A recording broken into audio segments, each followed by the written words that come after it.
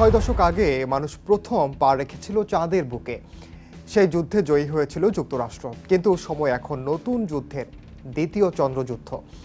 আর এবার প্রতিযোগিতায় কে প্রথম চাঁদে গড়বে পারমাণবিক চুল্লি। চাঁদের উপর এখন আর কেবল বৈজ্ঞানিক অভিযানই চলছে না, চলছে আধিপত্যের লড়াই।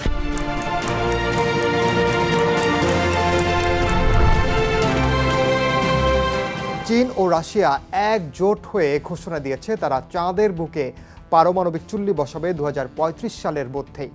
অন্যদিকে নাসাও থেমে নেই, তারা চায় 2030 সালের মধ্যেই চাঁদের মাটিতে বসুক মার্কিন পারমাণবিক প্রযুক্তির জয়রথ।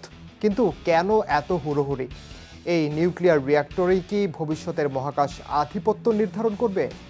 তাই জানাবো এবারের দৃশ্যপটে। সঙ্গে আছি আমি, ওমর ইনাম। মার্কিন মহাকাশ গবেষণা সংস্থা নাসা চায় 2030 সালের মধ্যেই চাঁদের বুকে 1000 কিলোওয়াট ক্ষমতার একটি পারমাণবিক চুল্লি স্থাপন করতে।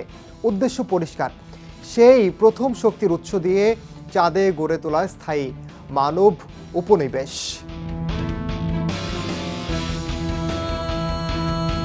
চাঁদের একদিন মানে পৃথিবীর 4 সপ্তাহ, 2 সপ্তাহ আলো, 2 সপ্তাহ অন্ধকার, যে কারণে কেবল সোলার প্যানেলে ভরসা রাখা অসম্ভব। স্থায়ী বিদ্যুতের জন্য প্রয়োজন পারমাণবিক শক্তির। নাসার অ্যাক্টিং অ্যাডমিনিস্ট্রেটর শন ডাফি জানিয়েছেন, এটি শুধু ভবিষ্যৎ চন্দ্র অর্থনীতি গড়ার পথ নয়, বরং মঙ্গল গ্রহ ও আরও দূরের মিশনেরও ভিত্তি। নাসা যেখানে 2030 সালের মধ্যে চুল্লি বসাতে চায়, সেখানে রাশিয়া ও চীন ঘোষণা দিয়েছে তারা 2033 থেকে 2035 সালের মধ্যে এই চাঁদে পারমাণবিক প্ল্যান্ট বসাবে। রাশিয়ার রসকসমস এবং চীনের সিএনএসএ এরই মধ্যে একটি যৌথ চুক্তি সই করেছে, যার মাধ্যমে গড়ে তোলা হবে ইন্টারন্যাশনাল লুনার রিসার্চ স্টেশন বা ILRS। এই বছরের মে মাসেই তারা ঘোষণা দেয় চাঁদে চুল্লি ভিত্তিক একটি পাওয়ার স্টেশন তৈরি হবে, যেখানে চলবে গবেষণা ও ভবিষ্যতের উপনিবেশিক কার্যক্রম।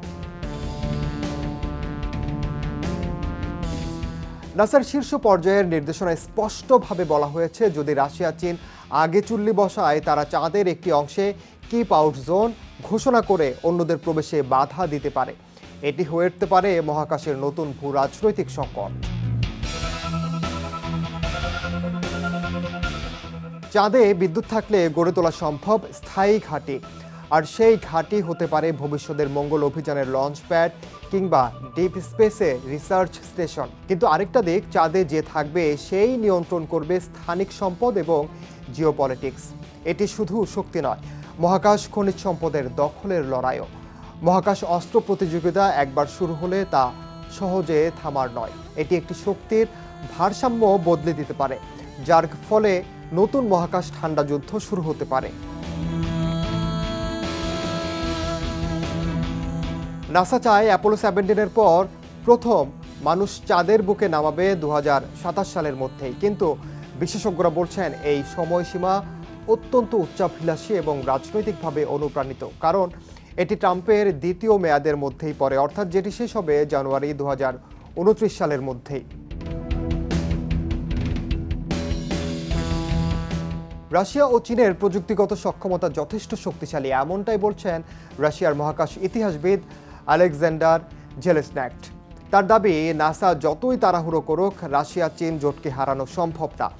চীন আবার অনেক কিছু গোপন করে, যা শেষ মুহূর্তে জানানো হয়। এ যুদ্ধ বিজ্ঞান চর্চার জন্য নয়, এ যুদ্ধ হচ্ছে কে প্রথম চাঁদকে নিজের বলয় বানাবে। বিশ্বখ্যাত বিজ্ঞানী ডক্টর সিমিয়ন বারবার বলেছেন, আমরা যেন আবার সেই পুরনো মহাকাশ প্রতিযোগিতার যুগে ফিরে যাচ্ছে, যেখানে বৈজ্ঞানিক মহৎ উদ্দেশ্য চাপা পড়ে যাচ্ছে জাতীয় স্বার্থ আর ক্ষমতার খেলায়।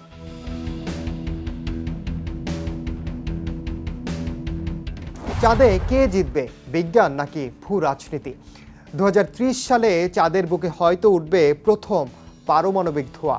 প্রশ্ন শুধু কোন দেশের পতাকা ওড়ে তার পাশে। সেটি এখন দেখার অপেক্ষায় গোটা বিশ্ব।